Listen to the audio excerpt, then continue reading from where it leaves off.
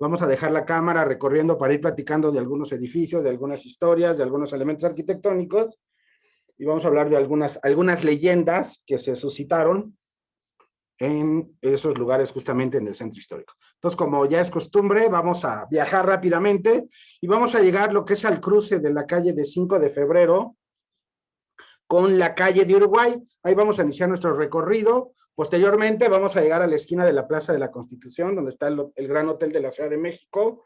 Vamos a echarle un vistazo a lo que es al Zócalo, a platicar de una leyenda, una que se conoce como los polvos del virrey. Posteriormente vamos a cruzar toda la plaza, vamos a ir platicando algunos eventos que se dieron en el Zócalo, para llegar al otro extremo, donde está la calle de Moneda, una de las calles más importantes, porque es en ese lugar donde se construyeron y donde se cimentaron algunas de las primeras actividades en la Nueva España. Vamos a hacer un recorrido por Santa Teresa la Antigua, parte del Templo Mayor. Vamos a visitar también la calle de Moneda, para terminar justamente en uno de los lugares de la época del virreinato que todavía hasta el día de hoy persisten, como lo que es el Colegio de las Vizcaínas. Entonces es un pequeño recorrido para que no sea tan pesado. Poco a poco hemos ido abarcando algunas zonas y algunas calles del centro histórico de la ciudad.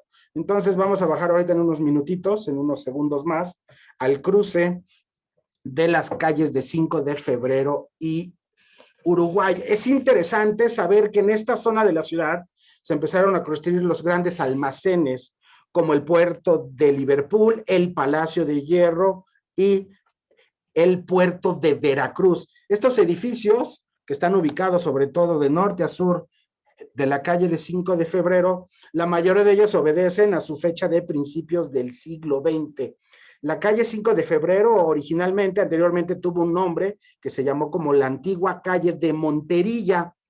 En varias esquinas, llámese Venustiano Carranza, Uruguay, podemos encontrar edificios justamente de esta época. Por ejemplo, con Uruguay, en un edificio que era el almacenista de las tiendas Blanco, ocupa un edificio de 1909. En la calle de Uruguay, con Don Juan Manuel, que es donde platicamos la vez pasada la leyenda de Don Juan Manuel, que es donde se encuentra el Hotel Hampton Inn. También en esa zona se le conoció como la zona de Bajos de San Agustín. Todo esto a principios del siglo pasado empezaron a construir complejos mercantiles, donde también en uno de los pisos se albergó una cantina que fue muy famosa, que se llamó el Lazo Mercantil. Entonces alguien decía, voy a la cantina, voy al Lazo Mercantil, entonces como que no alcanzaban a distinguir si era el nombre de una cantina o de una tienda. Pero bueno, recordar que las pulquerías, las cantinas tenían nombres así como que muy de oficina para precisamente despistar. Y el Palacio de Hierro, un edificio que se construyó en 1914, posteriormente en 1921 tuvo un gran incendio y fue reconstruido por un arquitecto llamado Paul de Bois en 1921. Aquí voy a hacer una pausa porque nos vamos a sorprender. Sabemos que la isla, la Ciudad de México, repetidamente hemos dicho que tenía una superficie de 3 kilómetros cuadrados, 8 canales cruzaban lo que era la isla, ese lugar, ese bastión donde los españoles, las huestes de Cortés, apoyados con los tlaxcaltecas, conquistaron. ¿Y por qué me paro aquí? Porque aquí cruzaba lo que era la Acequia Real, lo que corresponde en un sector hacia el oriente, la calle de Corregidora, y en este punto tiene el nombre de la calle 16 de septiembre. No tiene que ver con la celebración de un día después de la independencia. 16 de septiembre porque se supone que fue la fecha que los franciscanos fueron expulsados de su convento, al otro extremo de la isla, muy cerca de la Alameda, donde está el convento de San Francisco. Imaginémonos, ahorita les voy a ayudar para que puedan echar a andar su imaginación, que sobre esta vera, sobre este lado, sobre este cruce, había agua, había canales. Sabemos que Hernán Cortés trajo bergantines, 13 bergantines desde España, le ayudaron aparentemente los tlaxcaltecas para armarlos. Entonces, imaginémonos ahorita el momento de la conquista, tratemos de llevar un poquito más allá nuestra mente, que pase agua aquí. Entonces yo les voy a ayudar con esta pequeña representación de lo que serían los canales o esa agua que corría de norte a sur y en algunos casos también de este a oeste. Entonces por aquí cruzaba un canal, por aquí pasaron las naves de Hernán Cortés, como lo que vamos a ver justamente en unos segundos. Entonces imagínense que esta es la Acequia Real, el canal, Desde el Templo Mayor traían embarcaciones como esta, traían cañones que los mismos tlaxcaltecas apoyaron a los españoles a construir cañones. Y desde este lugar aventaban cañones y destruyeron a su paso todos los templos, todos los basamentos o adoratorios que eran de los mexicas. Entonces, gracias a este tipo de embarcaciones y esos canales que cruzaban la isla, fue un ataque acuático. Sin eso no hubiera podido ser posible que la conquista hubiera sido llevada a cabo solo a nivel terrestre, es decir, a través de caballos, a través de armaduras. Se apoyaron justamente en 13 bergantines, muy similares a lo que estamos viendo, el cual fueron el ataque y el embiste desde la isla que cruzaban estos canales. Se dice que el primer edificio que se construyó para albergar y resguardar esos bergantines está lo que conocemos hoy en día, por donde está el centro, el conjunto de San Lázaro, la cámara de Xtla-Daroa es justamente allá, en San Lázaro. Se dice que por esa zona estaba el primer lugar donde se resguardaron los bergantines. Estamos donde en el Zócalo, la tercera plaza más grande del mundo, y conocemos como Zócalo, llamada Plaza de la Constitución, Plaza Mayor. Pero ¿qué sucedió aquí? Es en este lugar donde empieza nuestra primera leyenda. En unos segundos vamos a hablar de la leyenda del aparecido. Pero ¿quién fue el aparecido? ¿A quién estamos viendo en este momento? Este aparecido es una leyenda que nos dice que un misterioso personaje apareció de repente en la mañana en esta plaza principal por ahí del siglo XVI. Se dice que vino del otro mundo, pero que era de carne y hueso. Era un personaje llamado un doctor Antonio de Mora, alcalde del crimen real de la Audiencia de la Nueva España, algo así como un consultor del Santo Oficio, ¿no? De la Santa Inquisición. Este personaje, el día anterior que apareció en este lugar, estaba en Filipinas, estaba luchando, estaba justamente a las afueras de Manila, y de repente, al día siguiente, amanece en la Plaza de la Constitución. Es un acto que nadie entiende cómo este personaje que estamos viendo ahí, armado con su metralleta, de repente apareció. Entonces, alguien que estaba haciendo sus ejercicios bélicos militares justamente en Manila, en el otro lado. Entonces la gente se empezó a preguntar de dónde venía este aparecido. Entonces la justicia divina y un acto divino quedó transportado justamente en la Nueva España. La Santa Inquisición, los tribunales tomaron cartas en el asunto y para evitarse problemas y que siguieran manipulando y alterando lo que era el orden de la ciudad. Recordar que esta Plaza Mayor, de acuerdo a una ordenanza real, sabíamos que en un extremo estaba catedral, en otro punto el Palacio de Gobierno, Palacio de Mercaderes, y en el otro extremo los edificios de gobierno. En esta plaza, que también se utilizó durante mucho tiempo para llevar a cabo festejos de la conquista, es en este punto donde hacemos un paréntesis y donde construyeron, según Artemio del Valle Arizpe, uno de los mercados, una de las construcciones más horrendas y espantosas que se pudieron haber construido en la leal y noble Ciudad de México, el famoso Parián. Veamos este montaje, cómo este edificio luciría justamente en la Plaza de la Constitución. ¿Pero por qué lo construyeron? Porque era un mercado de españoles para españoles. Pero regresando a nuestra historia de la leyenda del aparecido, entonces la Santa Inquisición, el Santo Oficio, tomó cartas en el asunto y lo único que hicieron para que ese aparecido que de repente estuvo en esta Plaza Mayor, se aseguraron que su regreso no fuera igual de rápido que su llegada. Ellos de un día para otro estuvo en México, sin embargo, lo mandaron a Manila por el lugar más lejano, es decir, tomaron ruta de Acapulco, lo subieron a un barco rumbo a Manila. ¿Por qué? Porque se dice que el demonio estaba haciendo de las suyas y este personaje llegó gracias a la gracia del despacho del demonio. Entonces, para evitar el demonio, lo suben a un barco y que tarde el tiempo que tenga que llegar a Manila, es por eso que lo pusieron en un camino largo y no había que intervenir como en su llegada, ya que el espíritu de Lucifer estaba presente justamente en este lugar. Entonces, esa leyenda del aparecido se dio justamente en la Plaza de la Constitución, que más adelante vamos a hablar de algunas costumbres europeas que se llevaron aquí. Cuando cruzamos por esta calle, por esta Plaza de la Constitución, nos sorprende, como a muchos de nosotros, lo que es el Palacio Nacional, el único edificio que durante toda su vida ha servido como sede de gobierno desde la época de los mexicas. el primer edificio de gobierno de los españoles y hoy en día Palacio Nacional. Sagrario Metropolitano, lo estamos viendo, es el único sagrario que tenemos identificado que se encuentra externo a la catedral. Normalmente en las iglesias el sagrario se encuentra en el interior. Catedral sabemos que tiene un estilo arquitectónico, empieza desde el herreriano y acaba con el neoclásico, con Manuel Tolsá, y aquí vamos a hacer una pequeña parada para ver la cruz de Mañosca. Mañosca era el nombre de un virrey, de un personaje que presidía en Michoacán, y trajeron una cruz, la cruz de Mañosca, que es lo que estaríamos viendo justamente en la esquina del sagrario, en este extremo, y en el otro punto donde se encuentra la torre poniente de catedral. Sagrario, su estilo arquitectónico es totalmente churrigueresco. Palacio Nacional, que estamos viendo ahorita frente a nosotros, tiene un tercer piso que no es original, esa se incorporó en el primer tercio del siglo XX.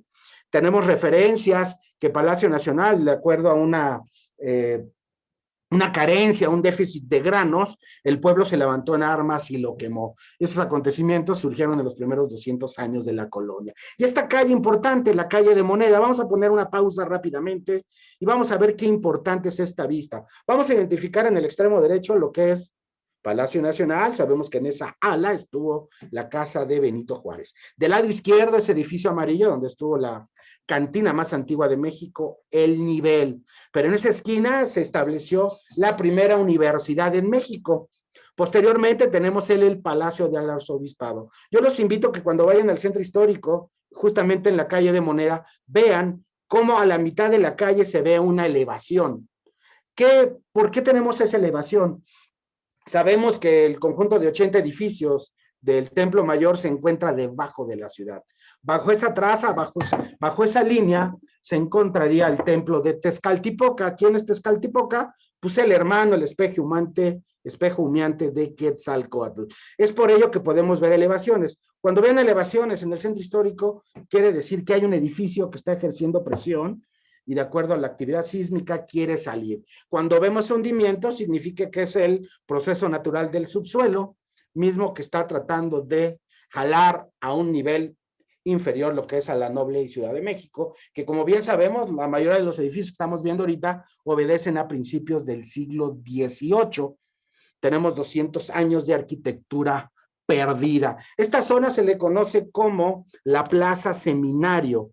Es interesante platicar rápidamente de este conjunto de seminario, porque son unas casas muy homogéneas, que son un grupo de construcciones que armonizan ampliamente esta pequeña plaza, que es el espacio que se encuentra a un costado oriente de la Catedral Metropolitana, que obedece al nombre de la calle de Seminario. Ahorita seguimos viendo lo que fue la sede de la primera universidad, donde estuvo la cantina El Nivel. Cabe señalar que la hora de este video fue realmente muy temprano, 7:30, 8 de la mañana, y no se podía tener acceso lo que es a la calle de Moneda por estar resguardando lo que es la seguridad de ya saben quién. Entonces, desgraciadamente, en las últimas fechas ha estado muy acordonado la calle de Moneda, pero van a ver al rato cómo va cambiando lo que es el entorno cuando el comercio empieza a ser de las suyas. Tenemos casas en esta calle Seminario que es muy corta, hay unas muy fáciles de identificar por sus números. Identificamos claramente la calle de Seminario, el número 12 y en el número 8. Son construcciones que arquitectónicamente nos dicen los arquitectos que son macizas, de macizas proporciones, con un estilo totalmente barroco. Los muros que podemos apreciar en algunos extremos, sabemos que es de tezontle, y muchos de los marcos que alcanzamos a ver en las construcciones son marcos de cantera con molduraciones, es decir, que están presentes lo que son este acabado, estas molduras. También es muy notable y muy placentero ver lo que son los barandales de los balcones, que normalmente en esa época se construían de hierro colado, que como podemos ver denotan un excelente trabajo artesanal. Cabe señalar que mucha de la manufactura de estos grandes edificios son obras maestras manejando este tipo de materiales. Muchas casas de las que estamos viendo aquí son de finales del siglo XIX. Otro número interesante es la calle de Seminario 8, también donde tenemos una casa de las características similares. Aquí tenemos un edificio que durante mucho tiempo estuvo ocupado, que fue la Casa de las Ajaracas. Es en ese lugar, en la Casa de las Ajaracas, que es República de Guatemala, número 3438, podemos ver este edificio, pero enseguida del lado derecho podemos ver un hueco. ¿Qué sucedió ahí? ¿Por qué tenemos ese hueco en lo que se le conoce como la Casa de las Ajaracas. Estamos ubicando que estamos en la calle de República de Guatemala, en los números 34 y 38. Ese edificio, que ubicado en ese lugar, corresponden al siglo XVII, y ese ornamento, esas figuras geométricas se llamaban ajaracas, que es un testimonio puro de la influencia morisca o árabe que hubo en México. Recordar que España tuvo 800 años de ese dominio morisco. Entonces, lo que sucedía en España se venía representando justamente en este lugar. Y es ahí también donde se encontró la Coyolxauhqui. Recordar que trabajadores de la Compañía de Luz encontraron en esta zona del Templo Mayor a la diosa de la luna. Hemos repetido en constantes tours lo que es el concepto de etapas constructivas. Aquí podemos ver claramente cómo todavía tenemos el estuco, lo que serían las alfardas y las escaleras de un edificio que vino a sobreponer otros que estaríamos viendo. Podemos ver conjunto de escaleras y podemos ver túneles. ¿Qué hacía el mexica? Hacía sacrificios adoratorios, finalmente festejando un crecimiento de la ciudad. Es por ello que ahorita que subamos al restaurante El Mayor vamos a poder ver claramente las etapas constructivas. No es otra cosa que identificar los muros que tenemos justamente de este lado derecho, como podemos tratar de señalar lo que son las etapas constructivas. Vean, aquí tenemos una barda, aquí tenemos otra barda, y aquí tenemos otra barda. ¿Qué sucedió? Sabemos que el mexica, su edificio más viejo se encuentra al centro. La ciudad iba creciendo y ese recinto sagrado que ellos determinaban bajo esa advocación, lo cubrían, dejaban un túnel, lo adoraban, lo cubrían y construían una etapa posterior. A eso le llamamos etapas constructivas, que ahorita que subamos a la librería Porrúa, vamos a ver claramente lo que es este concepto de las etapas constructivas, que lo hemos visto ya en algunas zonas arqueológicas a las cuales hemos visitado.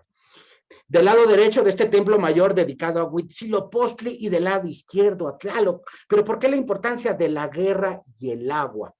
¿Por qué? Porque el agua les da agricultura, agricultura les da comercio, Tlatelolco les da dinero, les da fuerza. ¿Y por qué el dios del fuego, Huitzilopochtli, también es adorado? Porque sabemos que la guerra permite obtener prisioneros. Con esos prisioneros las ciudades van creciendo y con esa mano de obra van utilizando para que la ciudad vaya creciendo. Es por ello que las principales advocaciones en el Templo Mayor la tenemos representada de un lado a Tlaloc, al dios del agua, y por otro extremo tenemos a Huitzilopochtli, lo que es el dios del fuego, el dios de la guerra. Y este edificio que estamos viendo del lado izquierdo, uno de los edificios neoclásicos más bonitos de México, se le conoce como la Casa de los Marqueses del Apartado. ¿Pero qué es un apartado? ¿Quién era el marqués del Apartado? Digamos que los tesoros de la nación eran resguardados y cuidados, custodiados justamente en ese lugar. Es un edificio hermoso que también se han encontrado algunos vestigios arqueológicos. Es un palacio totalmente neoclásico. ¿Quién construyó? Pues el maestro Manuel Tolsá. Sabemos que Manuel Tolsá fue el que finalizó la construcción de la Catedral Metropolitana, el Palacio de Minería, al que se le debe lo que es el altar de la profesa, que vamos a ver más adelante, con otra leyenda en el crimen de la profesa. Recordar que hace algunas semanas cayó una granizada muy fuerte en la Ciudad de México y el techo de este conjunto del templo mayor salió con ciertos daños, que es lo que estaríamos viendo ahorita del lado izquierdo. Ahí tenemos una manta donde nos anuncian, vean, así fue como el templo, el techo de la zona de las Águilas, este sector ritual, quedó totalmente destruido, que afortunadamente algunos arqueólogos nos comentan que no hubo daños notables en lo que corresponde al tesoro. Y esta calle, igual forma de moneda, si ustedes van, pero igual que en moneda, este es lo que es el tramo de República de Argentina. Del lado derecho tenemos a la librería Porrúa. Ahorita que subamos vamos a platicar parte de su historia. Pero ¿por qué obedece? ¿Cuál es la importancia? De igual forma que en moneda, podemos identificar que a la mitad de la calle tenemos alguna elevación. Hay un proyecto en el centro histórico que se le llama las ventanas arqueológicas. Es decir, que tratar de mostrarnos del subsuelo cómo está conformado el Templo Mayor. Ahí tenemos una pequeña maqueta. Desgraciadamente, ya hay que decirlo, no hay un mantenimiento acorde a estos cristales para poder ver los basamentos. En este extremo también estaba el templo de Tezcatlipoca, dos templos de Tezcaltipoca, el espejo humeante, hermano de Quetzalcóatl, lo tenemos a un lado del templo mayor. Por un lado, en el Palacio del Arzobispado, donde vivió Juan de Zumárraga, donde también algún tiempo estuvo el ayate de la Virgen María, y en este otro extremo, cuando ustedes se asoman por esas pequeñas ventanas, se pueden ver las escalinatas de ese templo. Estamos a una cuadra de Templo Mayor. Esta calle, esta comunicación nos llevaría justamente al Cerro del Tepeyac. Recordar que la isla estaba comunicada por 3 caminos que daban salida a tierra firme: la México-Tepeyac, la México-Tacuba y la México-Iztapalapa. Ahorita vamos a subir rápidamente lo que es a la librería Porrúa para tener una de las vistas más bonitas y más interesantes de lo que es el Templo Mayor. Sin duda, una de las grandes terrazas que tiene este conjunto, donde se puede apreciar justamente y claramente lo que son las etapas constructivas. Esta librería Porrúa, como bien sabemos, a muchos de nosotros nos dejaban comprar algún libro, se ubica en el número 15 de la calle de Argentina. Este edificio también corresponde a principios del siglo pasado, pero es en ese lugar donde en 1550 vivió el procurador y el alfarés real Luis de Castilla, uno de los primeros que estaban trazando la ciudad. Y ya estando aquí arriba, una vez de tomar ese elevador, ya sea que desean ir al restaurante El Mayor o a la cafetería para obtener una de las vistas más bonitas. Vean, aquí podemos ver y claramente lo que son las etapas constructivas del Templo Mayor. Y a la derecha que vamos a ver, tenemos otra vista parcial de lo que corresponde al Palacio del Arzobispado, Casa de los Marqueses del Apartado, un edificio de principios del siglo XIX, totalmente cubierto de cantera, y en su planta baja es muy rico el trabajo de madera, y en los 2 niveles superiores destaca la forma, toda su disposición de los elementos ornamentales clásicos, valga la redundancia, del neoclásico, que están separados por pilastras y semicolumnas que se le conocen como estriadas. Esas pesadas balaustradas de los balcones se repiten constantemente en ese edificio. Ahí podemos ver la Plaza Mayor, podemos ver el Sagrario. Allá al fondo estaría la calle de Corregidora. Si seguiremos con la vista de las grandes embarcaciones y de la sequía de Roldán, desde ese nivel los españoles a punta de cañonazos destruyeron el gran basamento. Vamos a poner aquí una leve pausa para de otra forma simplificar lo que corresponde a las etapas constructivas. Hernán Cortés, cuando se paró aquí, vio la última etapa constructiva del Templo Mayor, es decir, la escalinata que llegaba al adoratorio, un edificio de algo como de 45 metros de altura. Pero ¿dónde se encuentra la etapa más antigua, de 1390? ¿Dónde está el techo? Aquí está la etapa número 2, la ciudad creció, aquí tenemos parte de los muros, lo rellenaron, lo dedicaron y construyeron otro muro. ¿Ya lo vieron? Escaleras estucadas. La ciudad creció, la tercera etapa constructiva. Aquí pusieron a las 400 estrellas, parte de los hermanos de Nezahualcóyotl y de la Coyolxauhqui. Recordar que la Coatlicue, bajo esa divinidad, tuvo 400 hijos, y esos estandartes fueron encontrados en este lugar. De igual forma, la ciudad creció, fueron rellenados y el Templo Mayor creció. ¿Qué sucedió? Como una cebolla, tenemos otra etapa constructiva, que es lo que vendría a cubrir a las anteriores. Acá en este extremo tenemos otra etapa constructiva, y lo que vio Hernán Cortés justamente fue esta explanada, este espacio abierto dedicado a Tlaloc y a Huitzilopochtli. Gracias a los hundimientos y elevaciones de la isla del Templo Mayor, esto pudo conservarse a través del tiempo. A través de 200 años la ciudad tuvo grandes hundimientos. Y esta es otra vista de la Casa de los Marqueses del Apartado, en la calle de Donceles, que como bien sabemos aquí se agrupan muchas librerías de viejo, artículos de fotografía, donde nos permite ver esta arquitectura neoclásica en ese extremo y edificios con tintes barrocos, como lo que estaremos viendo allá del lado izquierdo, lo que es el antiguo colegio de San Ildefonso. En esta calle continuaríamos viendo otros edificios clásicos, como la Sociedad Mexicana de Geografía y Estadística, edificios que corresponden a esa época. Es también aquí donde se estableció y se fundó la Escuela Nacional Preparatoria. Anteriormente, los jesuitas habían aplicado la institución educativa en este lugar. Y en esta esquina nos regresamos rápidamente a la Plaza de la Constitución. Recordar que en uno de los extremos se construyó lo que fue el portal de mercaderes, el portal de las flores. Dependiendo de la actividad que se venía desarrollando, era el nombre que se le venía dando a estas esquinas. Y aquí va a surgir otra leyenda que se le conoce como los polvos del virrey. Vamos a platicar en unos segunditos de los polvos del virrey. Pero ¿por qué los polvos del virrey? En esta zona había una oficina, había un escribano, el clásico escribano que dicen que cuando se muriera ni sus ojos iban a servir para los gusanos. A eso se le decía a una persona que era perico perro, es decir, que posiblemente no tenía un futuro. Aquí se colocaron los escribentes, esas personas que todos los días se dedicaban a escribir. Este escribente ilusionaba y tenía muchas ideas. Su esposa, que no era bien agraciada, ya lo tenía medio traumado. Luego le costaba trabajo ir a San Agustín de las Cuevas a las fiestas que se llevaban justamente en el sur de la ciudad. Era un gran jugador de la lotería, que vamos a ver adelante un cachito, pero él de repente, bajo su oficio de escribir, ya estaba tan aburrido, y un día, después de ir a San Agustín de las Cuevas, que no es otro lugar que lo que conocemos hoy como Tlalpan, también López de Santana, Maximiliano de Habsburgo, acudían al sur de la ciudad a llevar a cabo esas grandes fiestas. Recordar que Maximiliano utilizaba este paraje para ir a Cuernavaca. Entonces jugaba la lotería, algo así como lo que estamos viendo ahorita, fechado en 1774, en los sorteos que se celebraban cada 21 de enero, en esa época dedicados al virrey. Entonces este escribano, ¿qué es lo que hacía?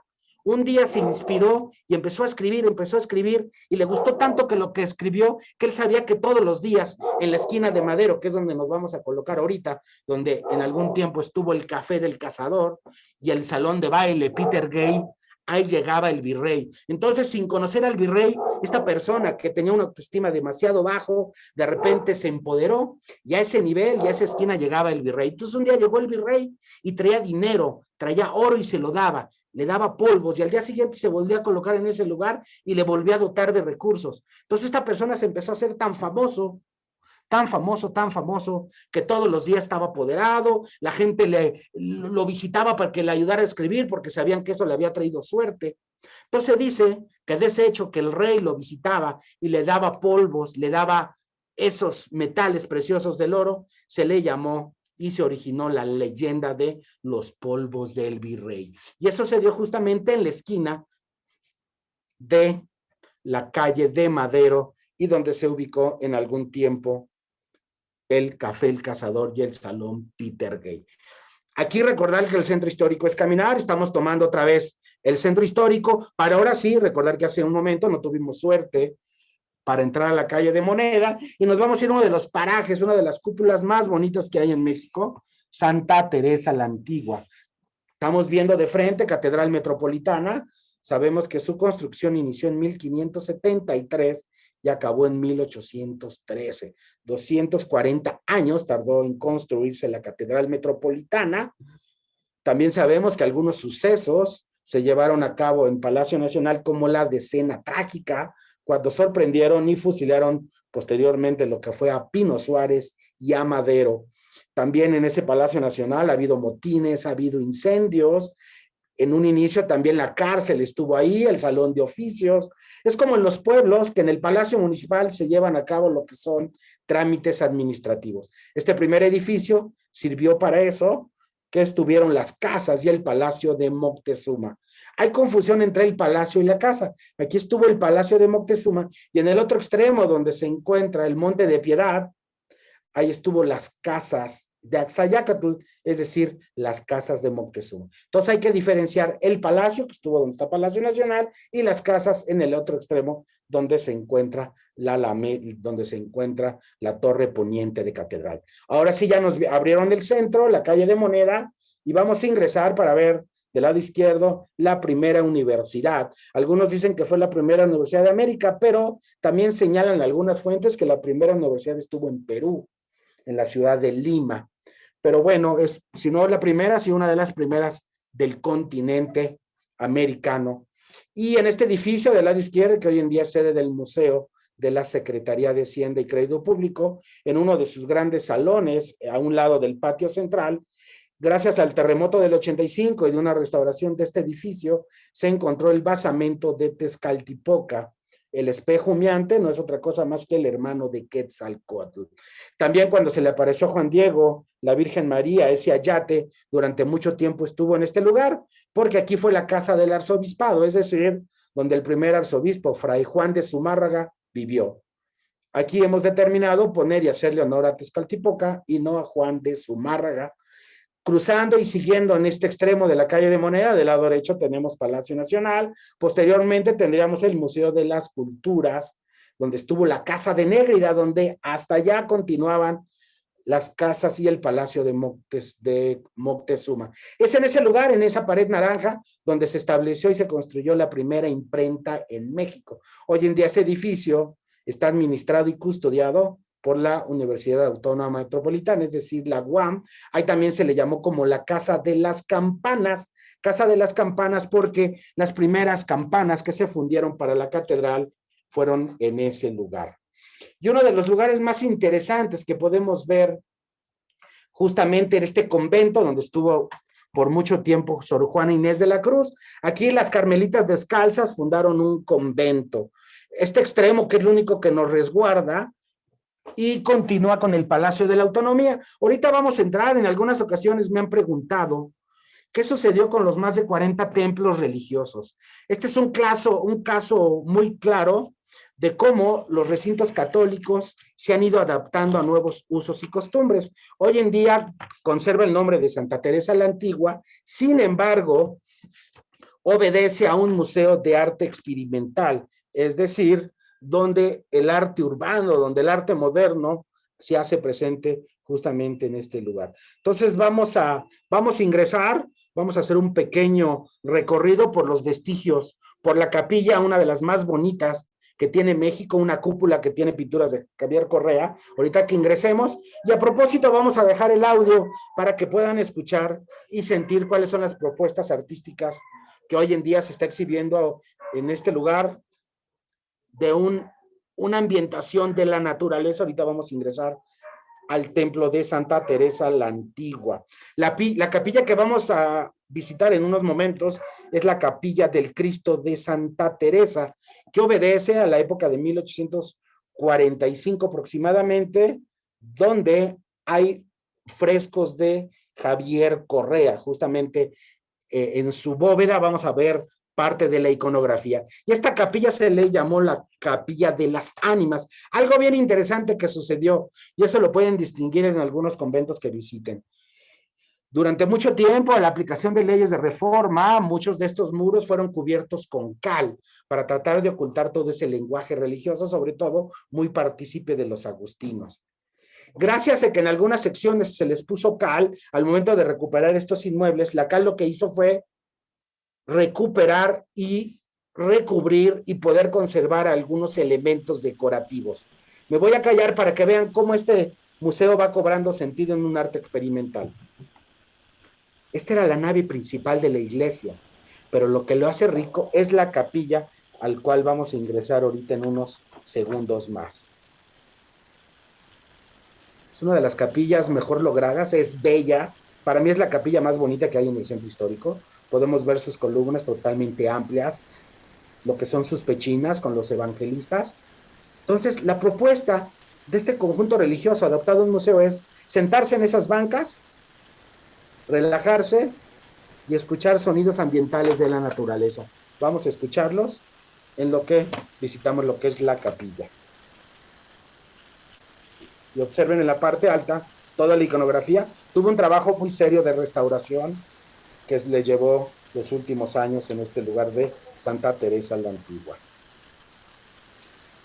Aquí estuvo Sor Juana Inés de la Cruz. Ya después se iría al convento de San Jerónimo. En este lugar, las Carmelitas Descalzas fundaron su convento. Si ustedes van al extremo norte, que es donde se encuentra el Palacio de la Autonomía, es el lugar donde se declaró la autonomía de la UNAM, formaba parte de este complejo.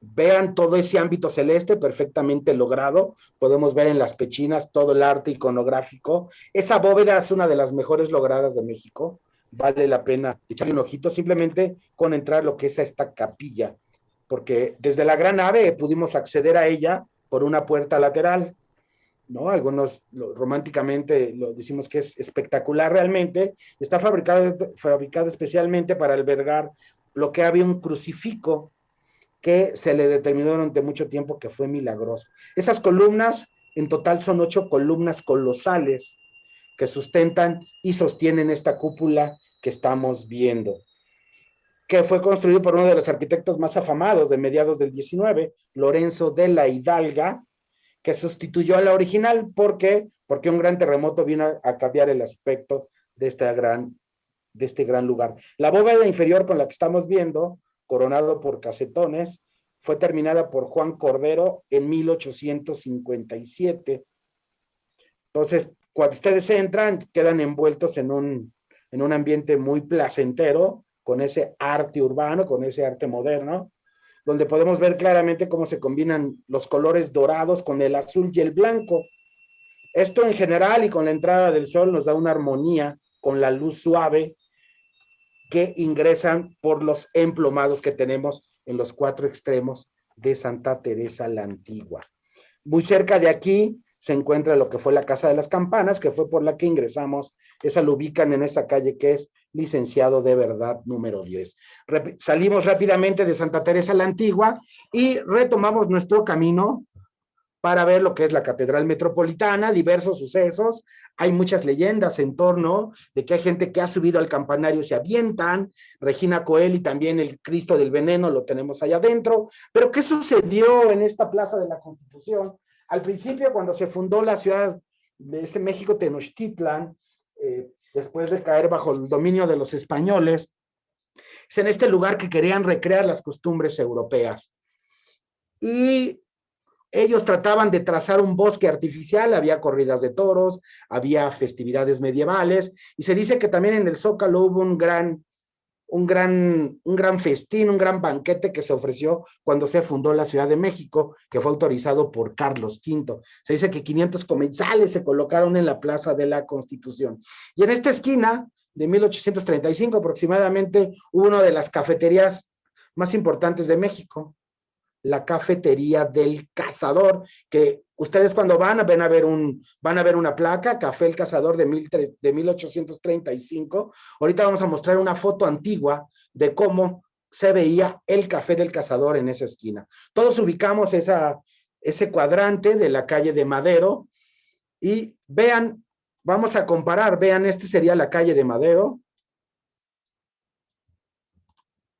Aquí estaría la calle de Madero.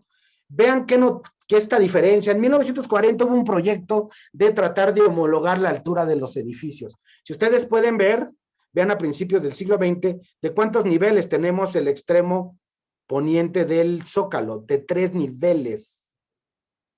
Es decir, que las terrazas hoy de los hoteles como el Majestic, del Gran Hotel de la Ciudad de México, se le incorporaron 2 pisos, todo con un fin de restaurar y homogenizar la altura de los grandes edificios. Pero esto corresponde a la esquina de la calle de Madero. Vean, aquí está el café.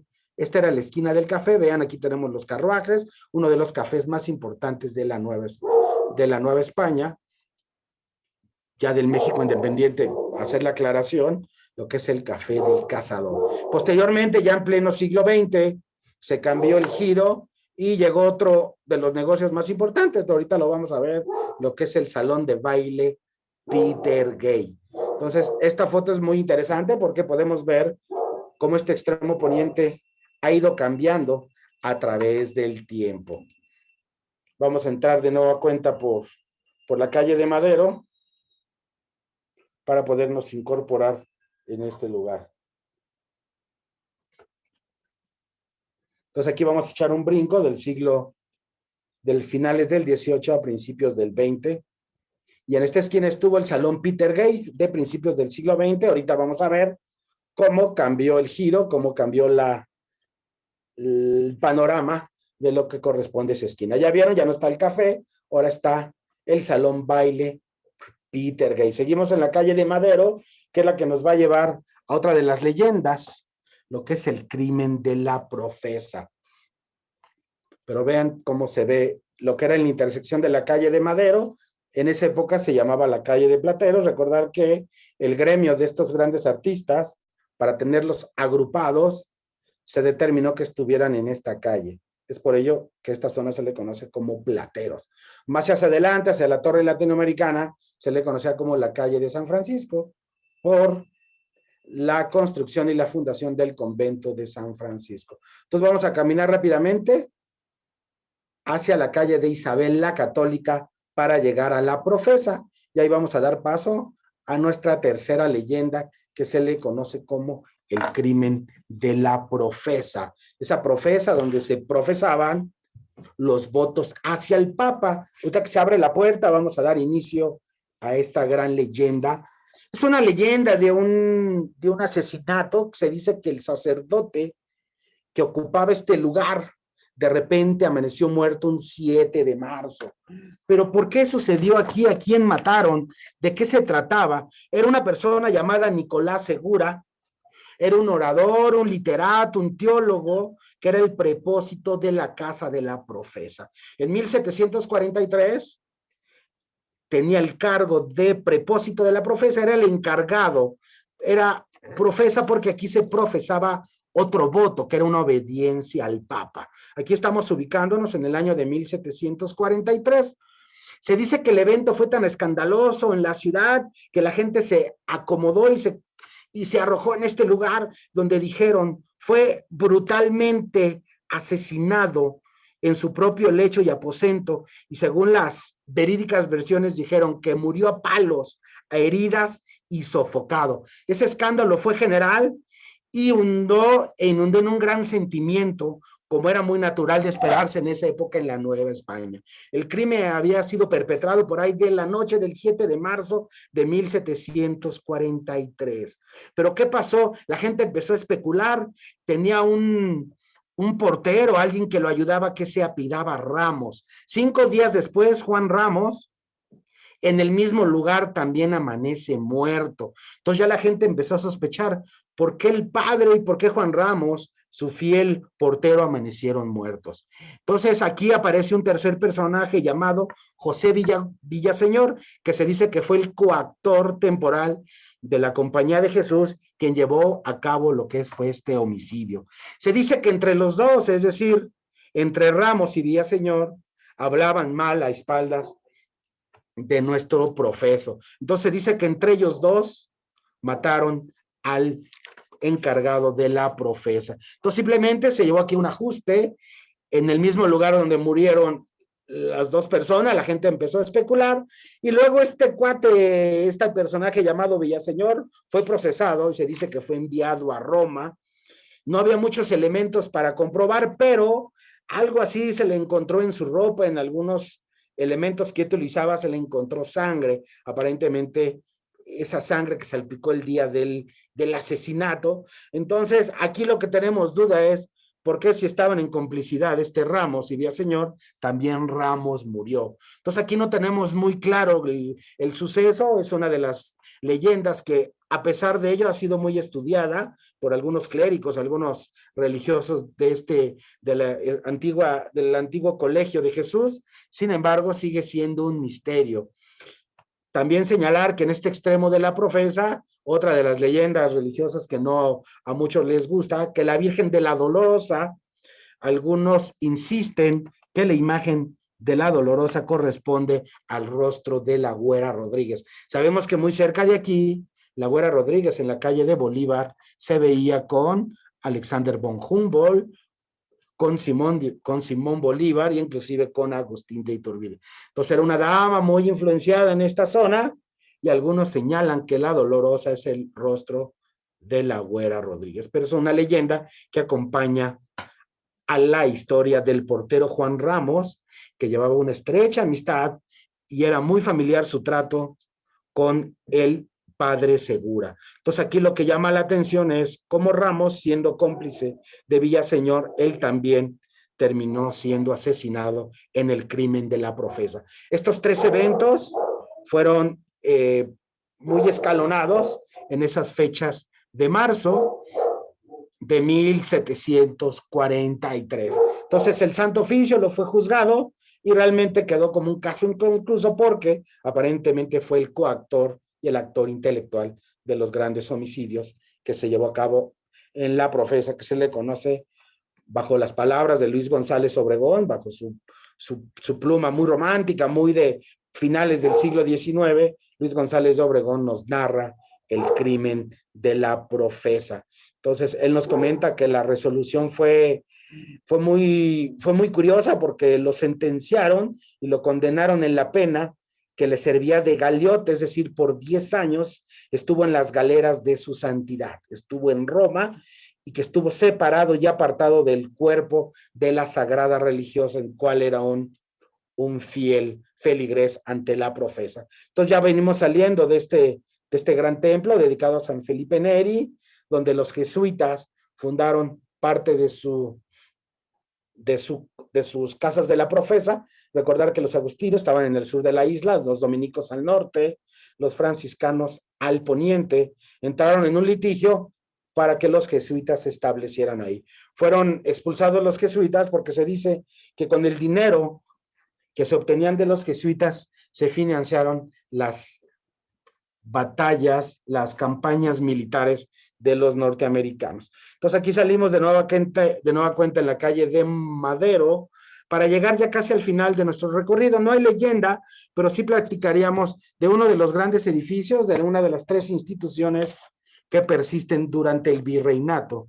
Y ahorita vamos a llegar rápidamente lo que es al Colegio de las Vizcaínas, que lo acompaña una pequeña plaza muy cerca de República del Salvador, que se le conoce como la Plaza de las Vizcaínas. Entonces vamos a ir marcando el recorrido, el final de nuestro recorrido, seguimos por la calle de Mesones y cruzaríamos lo que es la calle de las ratas, llamada así en alguna época, no porque vivieran políticos, simplemente porque estuvo infestada de ratas. Recordar que el suceso nombraban algunas calles. Entonces este bloque, toda esta cuadra, todo este edificio que abarca todo un bloque es impresionante. Y estamos en el Colegio de las Vizcaínas, entre la calle de San Ignacio y la calle de Aldaco. ¿Qué sucedió con los vizcaínos en México?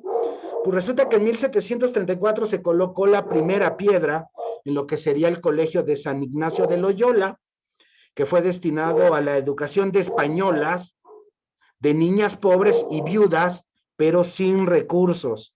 Estas obras fueron costeadas por 3 ricos españoles, uno de ellos llamado José de Aldaco, por eso se llama la calle Aldaco, don Ambroso Meave, recordar que allá hay una plaza, la Plaza Meave, que es como una plaza de Fayuca, y don Francisco de Chereste. Estos 3 personajes dotaron y llevaron a cabo la construcción de este colegio. El origen de estos 3 personajes era vizcaíno y dio al pie al popular edificio que estamos viendo, que es el Colegio de las Vizcaínas. Este proyecto estuvo a cargo de un gran maestro en esa época que se llamó Pedro Bueno Basori, que fue el patrocinador de la institución, y llamaron a un arquitecto muy famoso llamado Miguel de Rivera para que con los benefactores formaban parte de esta cofradía, que es la cofradía de Nuestra Señora de Aranzazú. Entonces, ustedes cuando escuchen términos como Nuestra Señora Aranzazú, Ignacio de Loyola y las Vizcaínas, estamos hablando de este gran colegio, que junto con el Hospital de Jesús, el Monte de Piedad, son las 3 instituciones virreinales que hoy en día persisten hasta nuestra época. Esta fachada principal que estamos viendo, recubierta de tezontle, ¿no? Sobresale lo que es su longitud, que lo hace notablemente, cómo el entorno se ha ido hundiendo, ha sufrido este edificio, los grandes embistes de la situación de la isla, ¿no? Podemos ver que también dominan lo que son los marcos de molduras, algo así como lo que vimos en el palacio neoclásico del Palacio del Arzobispado. Entonces vean lo largo y lo profundo, vale la pena entrar en este callejoncito, que también hay que tener cuidado porque nos lleva a lo que es a la Plaza de las Vizcaínas, en la parte trasera de algunos talleres, de algunas tiendas que tienen su entrada justamente en el eje central. Esta calle se le llamó como la calle de las Vizcaínas. Podemos ver algo de arte moderno, o es más bien ese graffiti. Entonces, esos lugares que vemos del lado derecho son bodegas, y del lado izquierdo, desgraciadamente, este conjunto de accesorios también ya se encuentran grafiteadas. Siguiendo este paso, vamos a llegar a una pequeña plaza, que es la Plaza de las Vizcaínas, que es una plaza alargada que estamos viendo allá al fondo, como se puede ver algo así como lo que vimos hace 8 días en la calle de Perú y de República de Chile, muy cercano a la Lagunilla, como hay pequeños andadores, camellones, que todavía podemos ver naturaleza. Desgraciadamente el centro histórico ha sido muy urbano y parte de la naturaleza ha sido sustituida en repetidas ocasiones. Esa plaza a la que vamos a llegar es de pequeñas proporciones que contrastan sobre todo con el entorno urbano. Imagínense, estamos a una cuadra de eje central, de la Plaza de la Constitución, de lo que fue el Cine Teresa, de la Plaza Meave, de la República del Salvador. Uno de los lugares más eclécticos y más curiosos del centro, por todo el comercio que ahí se suscita. Pero no dejamos de ver y de admirar lo que es esas jambas, esas molduras de cantera y el grueso del edificio, como hemos repetido en diversas ocasiones, el tezontle.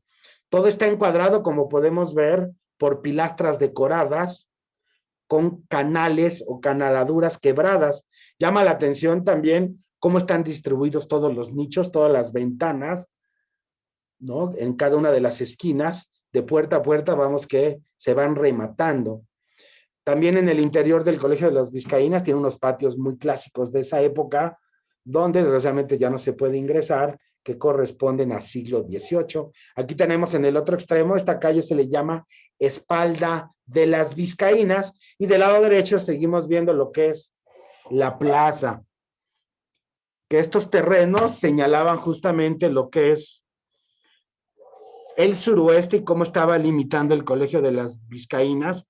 Aquí se llevó una traza muy primitiva de la ciudad colonial, ya que era parte de los límites ponientes de la isla, que también abarcaba y ocupaba los terrenos de un viejo barrio indígena que se le conoce como Moyotlán. Recordar que la isla estaba trazada en 4 rumbos, fiel a las costumbres mesoamericanas, y cuando el español empezó a trazar la ciudad a modo de seguir teniendo el control y tratar de ir agrupando a los señoríos, quedaron asignados y conservados algunos barrios. Ese barrio mesoamericano se le conoce como el barrio de Moyotlán. Aquí corresponde ese pueblo indígena justamente donde se encuentran las vizcaínas. Recordar que donde había mayor profundidad mesoamericana es donde se establecían los principales colegios o las principales iglesias. Y los españoles, a modo de darle un nombre católico al nombre de Moyotlán, lo bautizaron posteriormente como San Juan. Es por ello que en algunas referencias se conoce como el barrio de San Juan Moyotlán. Y aquí estamos en el extremo del Colegio de las Vizcaínas, Espaldas de las Vizcaínas. Entonces aquí estaríamos acabando el recorrido del día de hoy y no me queda más que agradecerles. Muchas gracias.